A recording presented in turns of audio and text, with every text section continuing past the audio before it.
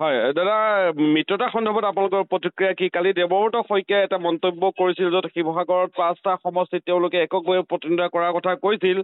ক'ৰবাত নহয় ক'ৰবাত বিৰোধীৰ অস্তিত্বও নোহোৱা এনেকুৱা মন্তব্যই নস্যাৎ কৰে নেকি? কি ক'ব আপুনি? এতিয়া এই বিষয়টো দেৱব্ৰত শইকীয়াৰ মন্তব্য সম্পৰ্কত মই দেৱব্ৰত শইকীয়াৰ লগত কথা পাতিছিলোঁ আজি ৰাতিপুৱা।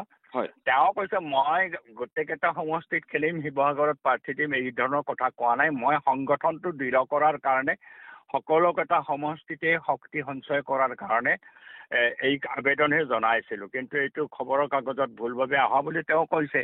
কিন্তু মোৰ মন্তব্যটো হৈছে যে এতিয়া আমাৰ সকলোৱে কথা কোৱাত অলপ সাৱধানতা অৱলম্বন কৰি যাতে বিৰোধী ঐক্য গঢ়ি উঠে, কোনো পধ্যে যাতে বিজেপি বিৰোধী ভোট বিভাজিত নহয়, তাক চিনচিয়াৰলি আমি সকলোৱে সেই সম্পৰ্কত কাম কৰা দৰকাৰ, কথা বতৰাও তেনেকৈ কোৱা দৰকাৰ বুলি মই অনুভৱ কৰোঁ।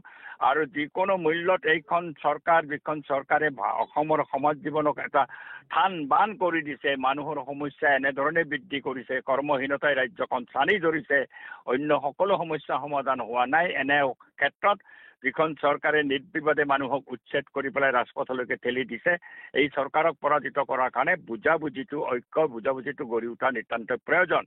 আৰু এই ক্ষেত্ৰত যাতে সকলোৱে সংযম ৰক্ষা কৰি পেলাই কথা বতৰা আমি কওঁ, আৰু যাতে এই বিৰোধী ঐক্য যিকোনো মূল্যত আমি গঢ়ি তোলোঁ, এইটো কথা আমি স্পষ্টভাৱে কৈছোঁ। বিৰোধী ঐক্য যদি গঢ়ি নুঠে তেতিয়াহ'লে এই বিজেপিক পৰাজিত কৰিব পৰা নাযাব। এইটো প্ৰসংগক্ৰমে মই বহুবাৰ উল্লেখ কৰিছোঁ, আজিও কৈছোঁ।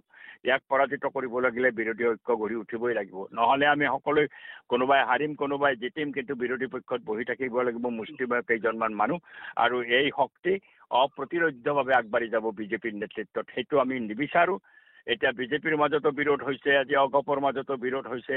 এই দলবিলাকেও আজি এই বিজেপিৰ বিৰুদ্ধে ক্ৰমাগতভাৱে ক্ষোভ প্ৰকাশ কৰি আহিছে। আমি এনেকুৱা চিটুৱেশ্যনত আমাৰ বিৰোধী ঐক্য সুদৃঢ় কৰাৰ কাৰণে আৰু বৃহত্তম দল হিচাপে কংগ্ৰেছে এই ক্ষেত্ৰত ভূমিকা ল'ব বুলি মই আশা কৰিছোঁ। আপোনাক বহুত বহুত ধন্যবাদ এইখিনি প্ৰতিক্ৰিয়া জনোৱাৰ বাবে। ধন্যবাদ।